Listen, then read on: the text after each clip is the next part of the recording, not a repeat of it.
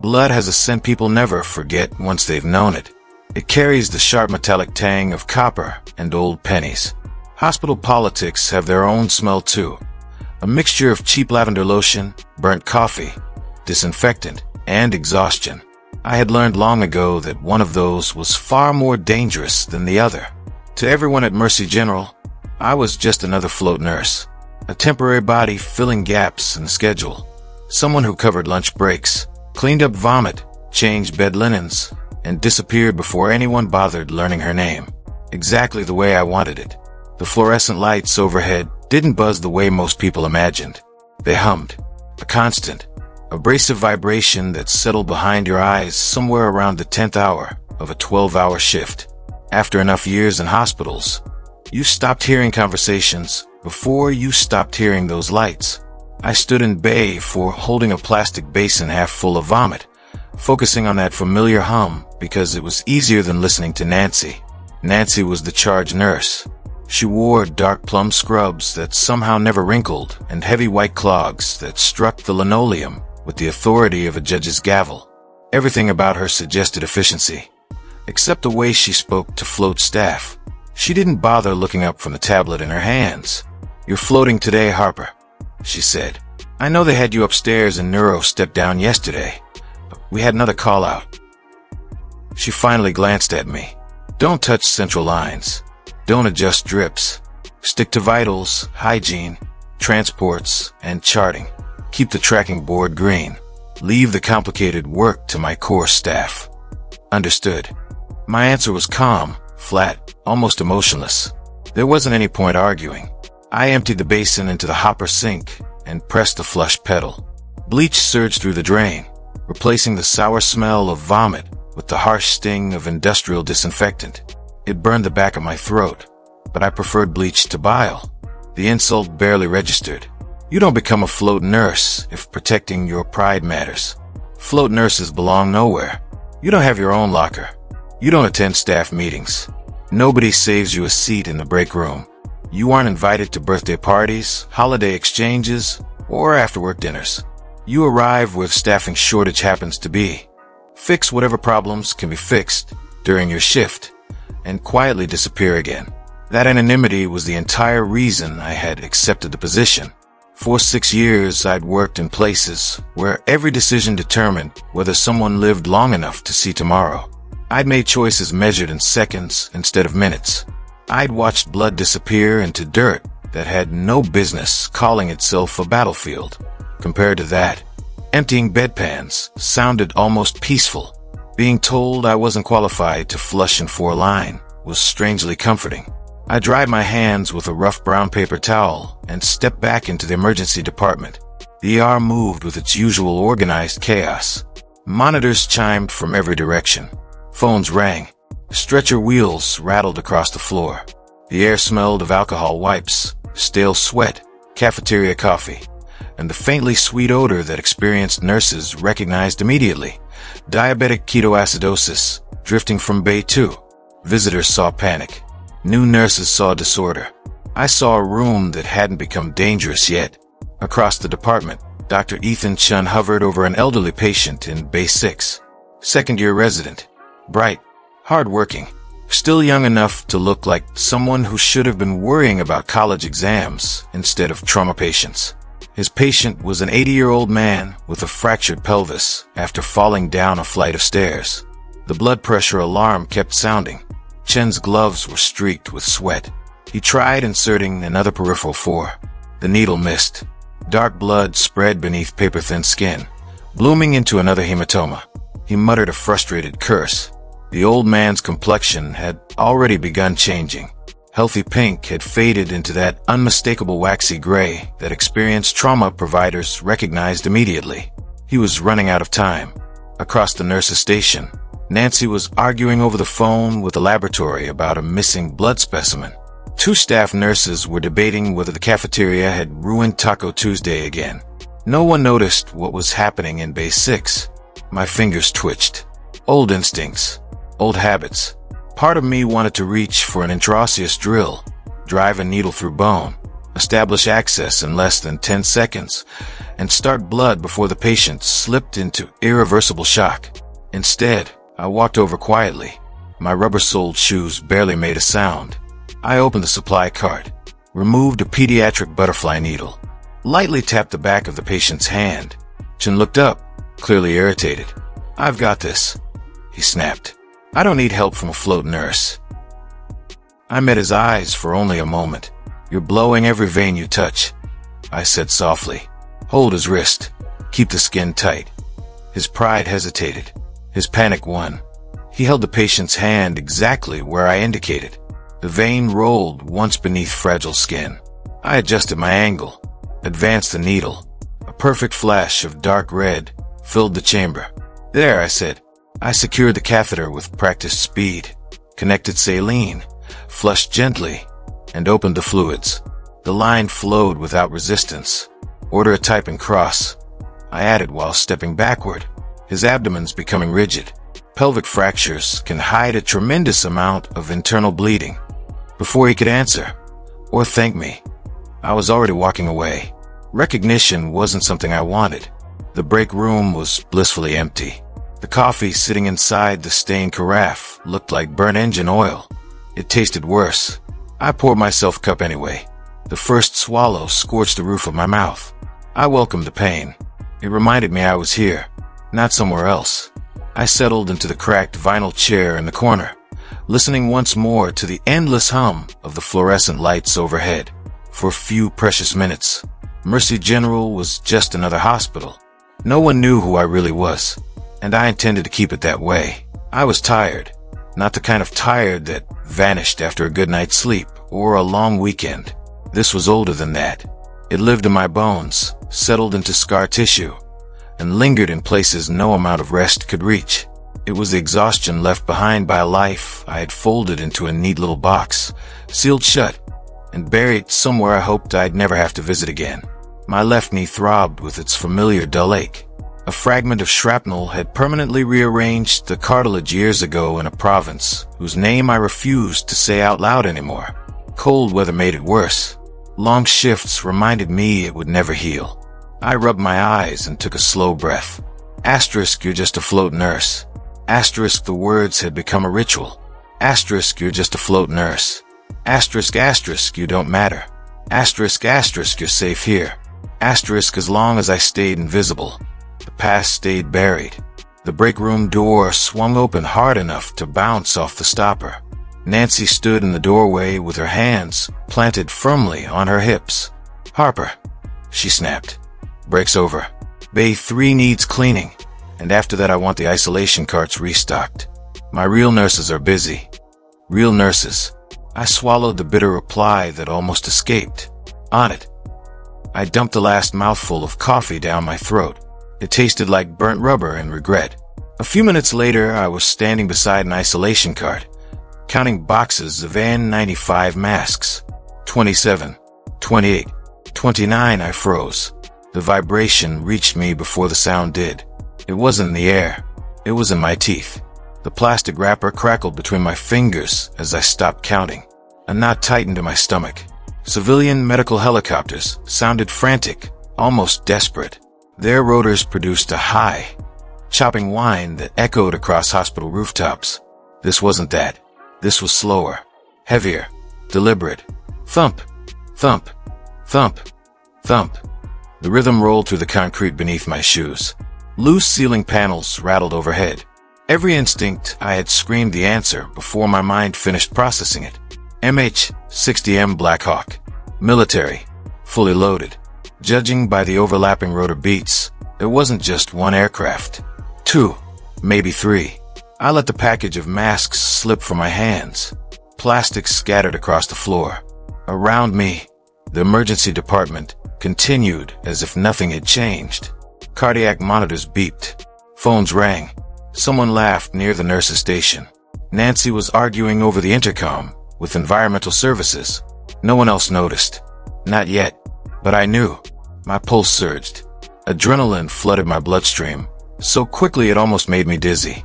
Ironically, my hands had stayed perfectly steady while treating patients on the edge of death all morning. Now they trembled. I shoved them into my scrub pockets before anyone could notice. No, I whispered to myself. Not here. Not today. The red phone rang. Every head turned. It almost never rang. That phone connected directly to county emergency dispatch. When it sounded, something had already gone terribly wrong. Nancy stared at it for several seconds before picking it up. Mercy General Emergency Department. Her expression changed instantly. What? Silence. You can't land here. We're level 3. We aren't staffed for. She stopped speaking. The person on the other end clearly wasn't asking permission. Outside, the rotor wash intensified. The ambulance bay doors shook violently against their frames. Dust spiraled past the frosted windows. Dry leaves lifted from the parking lot like frightened birds.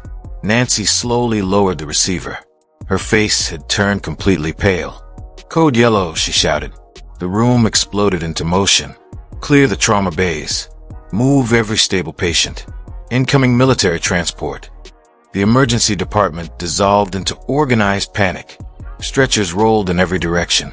Crash carts slammed into door frames. Supply bins overturned. Dr. Chen looked ready to faint as he hurried toward trauma, one carrying armfuls of equipment. Even Dr. Aries, whose calm pace had earned him the nickname Slow Motion, was suddenly sprinting down the hallway.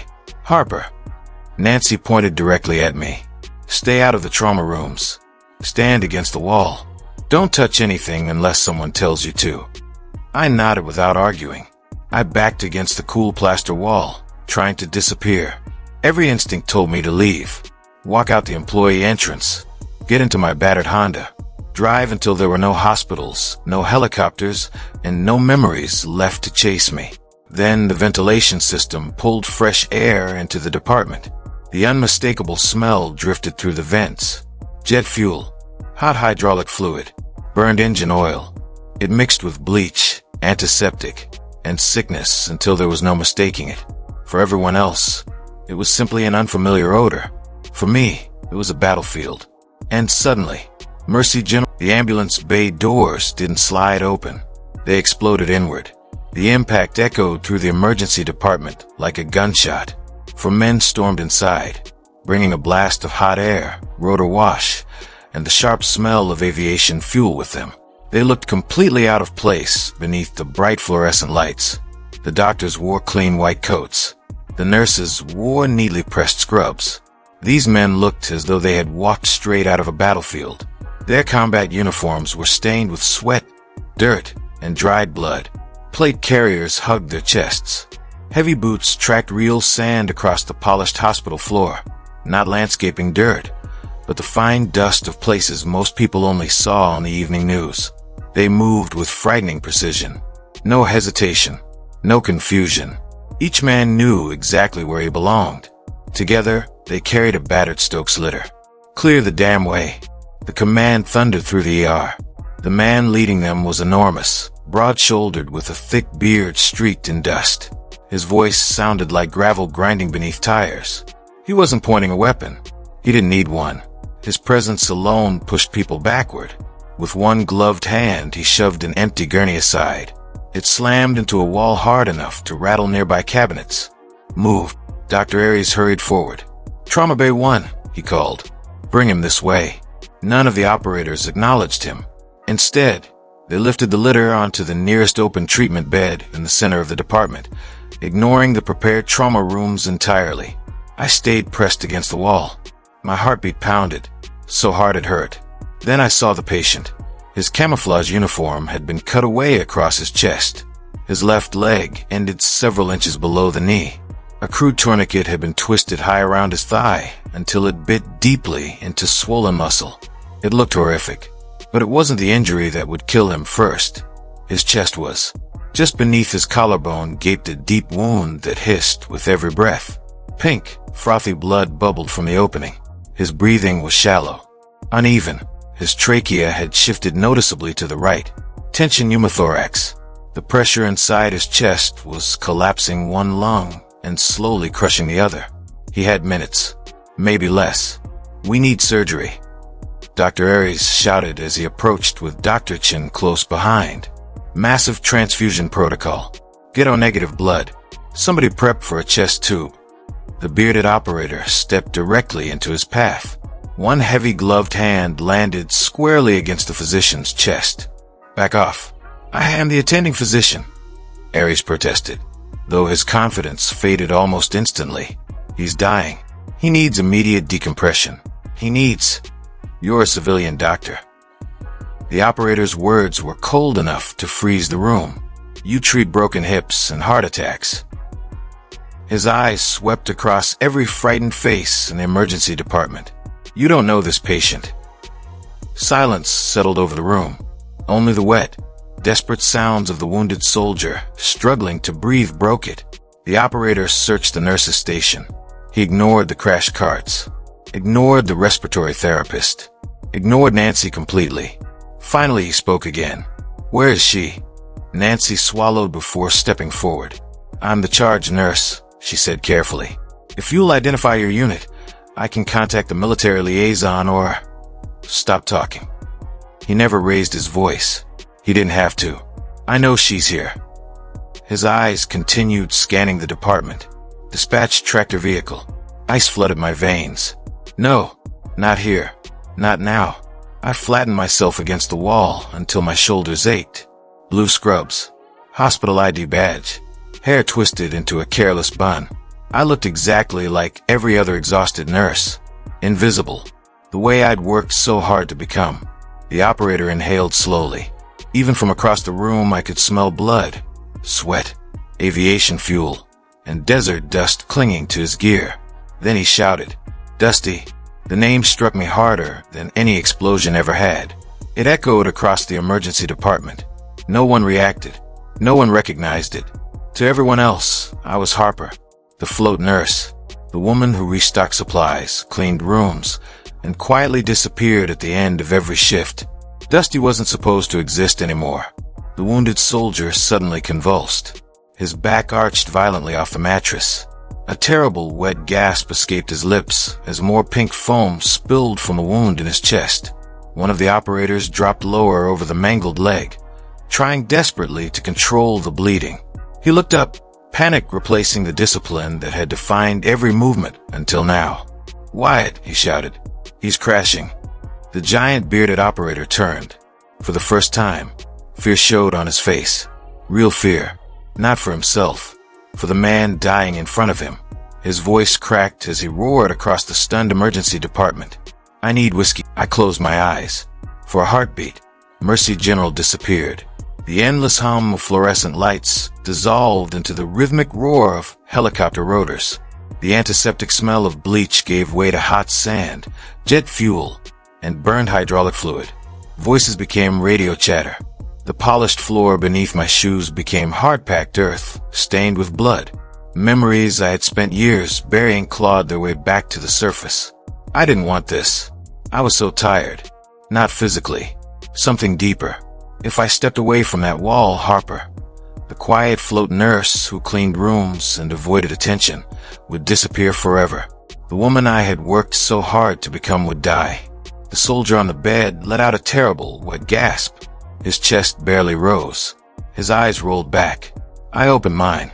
I looked down at my hands. They had stopped shaking. The fear was gone. Training had taken its place. I pushed away from the wall. This time my rubber-soled shoes made no sound.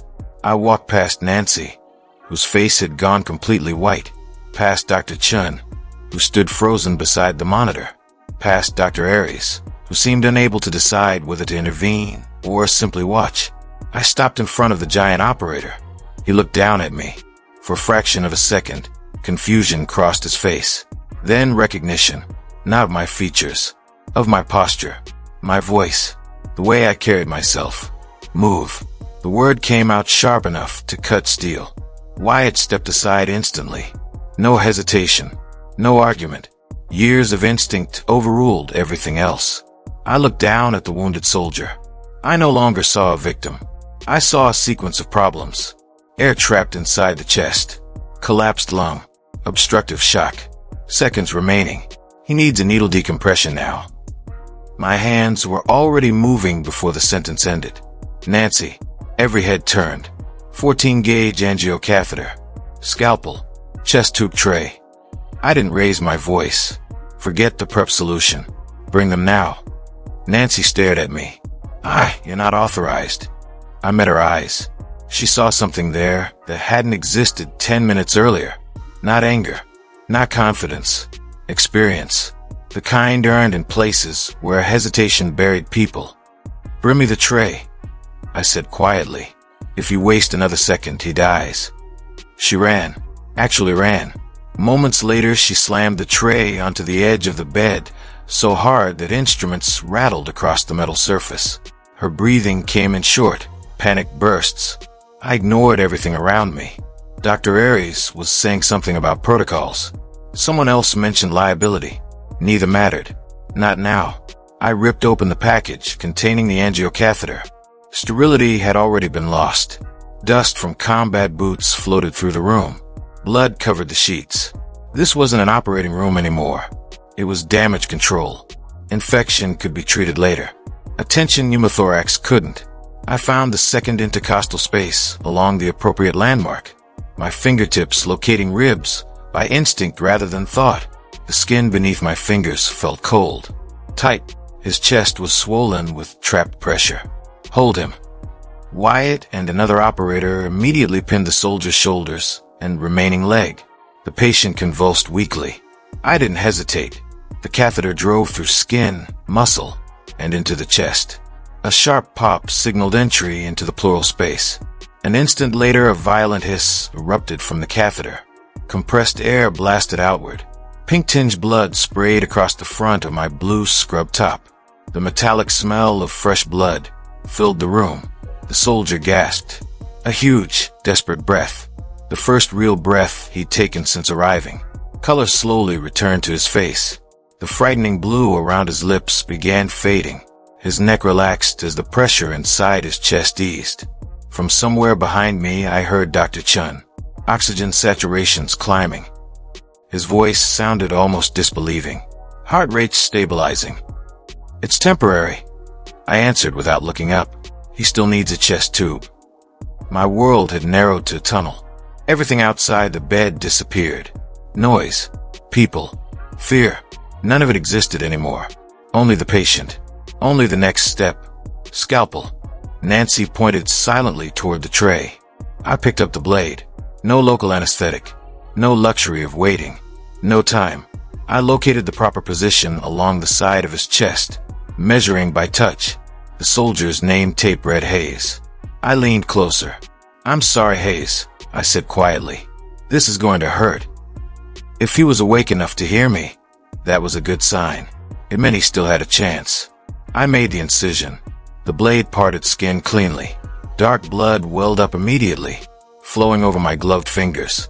Without pausing, I reached for the next instrument. The procedure wasn't finished. Not even close. But for the first time since the helicopters had landed, death had stopped gaining ground. And everyone in the emergency department finally understood that the quiet float nurse they had dismissed all morning was someone they had never truly seen. I dropped the scalpel onto the tray and reached for a pair of curved Kelly forceps. The movement was automatic. Years of training had taken over, pushing exhaustion and fear into the background. I inserted the forceps through the incision and spread them apart. Muscle separated. Soft tissue gave way. It was not a graceful procedure. There was nothing elegant about it. To anyone who had never seen emergency trauma care, it looked brutal, closer to butchery than medicine. Around me, several nurses winced. One covered her mouth. Someone whispered, "Oh my God." They thought I was hurting him. Wyatt and his operators knew better. Sometimes the only way to save a life looked violent. I withdrew the forceps and slid my gloved index finger carefully into the opening. Heat surrounded my hand. Blood coated my glove instantly. I found the rib, confirmed my position, then gently swept my finger through the space, clearing clots that threatened to block the opening. Hayes let out a deep, guttural groan. The sound seemed to vibrate through the mattress itself. His body tried to twist away from the pain. The operators held him firmly, but carefully. Tube. I extended my blood-covered hand without looking away from the wound. For the first time since this had begun, Dr. Aries moved without hesitation. He tore open the sterile package and placed the large chest tube into my palm. He didn't question me. He didn't argue. He simply watched. His expression was no longer skeptical. It was focused. I clamped the end of the tube with the forceps and guided it through the incision, advancing it into the pleural space with slow, controlled pressure. I aimed toward the back and upper portion of the chest, following the path drilled into my memory countless times. The tube slid into place. Almost immediately, dark blood began flowing through the clear plastic. Air followed, bubbling steadily. Connect the drainage system. Dr. Chun reacted before I finished speaking. He hurried to attach the tubing, his hand still shaking, but moving with purpose now. The suction unit hummed to life. Blood and trapped air drained from Hayes' chest. The bubbling gradually slowed. His breathing became deeper, more even. I finally stepped back. My gloves were soaked. Blood covered my hands almost to the wrists. Only then did I realize my knees were trembling. I locked them before they could buckle. The rush of adrenaline that had carried me through the procedure began to fade, leaving behind a roar in my ears so loud it drowned out everything else. The fluorescent lights, the cardiac monitors, the radios clipped to the operator's shoulders. For several long seconds, all I could hear was my own heartbeat. Then I looked at Hayes. His chest rose. It fell. Rose again. Steady. His tourniquet continued, controlling the bleeding from his leg. His oxygen saturation climbed across the monitor. He remained unconscious, but his body was no longer losing the fight. He was alive. The spell finally broke. Dr. Aries straightened, reclaiming the authority of the attending physician. "All right," he called. "Let's move." His voice was firm again. "Notify the operating room. Tell trauma surgery we have a traumatic amputation with the stabilized chest injury. Keep blood coming. Let's go." The paralysis gripping the emergency department vanished. Nurses rushed forward. Respiratory therapy moved into position. The transport team grabbed the gurney. They carefully guided Hayes toward the hallway. Wyatt stepped aside without protest. So did the rest of his operators. They formed a loose protective circle around the moving bed, their eyes still scanning doors, windows, and intersections with the alertness of men who had learned never to assume danger was over. The squeak of the stretcher wheels slowly faded down the corridor. I didn't follow. Instead, I stood alone in Trauma Bay 1. A dark pool of blood spread across the floor, reflecting the harsh fluorescent lights overhead. My blue scrubs were stained almost black across the front. For the first time all day, they looked like they belonged to the person I used to be. The emergency department felt strangely quiet. Nancy stood beside the charge desk, gripping a clipboard, so tightly her knuckles had turned white. She stared at me with an expression I couldn't quite read. Shock, confusion, respect, fear, maybe all of them. I looked away. Without saying a word, I walked toward the utility room.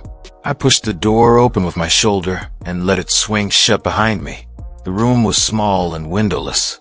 It smelled of bleach, disinfectant, damp mops, and old plastic. It felt wonderfully ordinary. I turned on the deep utility sink and shoved my hands beneath the hottest water the faucet could produce. Steam curled upward. I grabbed the harsh pumice soap and scrubbed. Hard.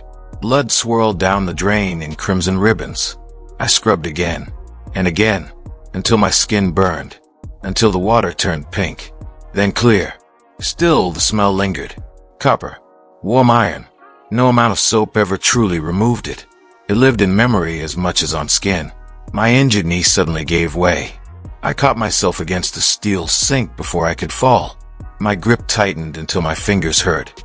I lowered my head, fighting the wave of nausea rising in my throat. Asterisk, just a float nurse. Asterisk, the familiar words no longer brought comfort. They tasted empty, like something that had stopped being true. The door opened quietly behind me. I didn't turn around. I recognized those footsteps immediately. Measured, heavy, deliberate. Wyatt entered the cramped room, his tactical gear brushing against shelves stacked with cleaning supplies. He carried with him the unmistakable smell of sweat, aviation fuel, dust, and spent explosives. The smell of a life I had spent 3 years trying to leave behind. For several moments, he said nothing. He had maybe 5 minutes. I kept my eyes on the sink as the last traces of pink water disappeared down the drain. "You bypassed protocol," I said quietly. "You violated controlled airspace. You landed military helicopters in the parking lot of a civilian hospital. Then you stormed the emergency department." Wyatt didn't sound defensive. I knew you were here. I finally looked at him. Up close. He looked older than I remembered. Dust clung to every seam of his uniform. His beard was tangled and streaked with dried sweat. Tiny scratches crossed his weathered face. But it was his eyes that caught me. They carried the same exhaustion I saw every morning in my own reflection. The kind that sleep never fixed. "I'm not Whiskey 6 anymore," I said. "My name is Harper. I cover lunch breaks. I clean rooms. I empty bedpans. I disappear." Wyatt studied me for a long moment before shaking his head. "You can call yourself whatever you want, Dusty." His voice remained calm. "You can wear those blue scrubs. You can convince everyone here you're just another float nurse." He nodded toward the emergency department beyond the door. But muscle memory doesn't lie. When everything fell apart, you didn't freeze. You took command.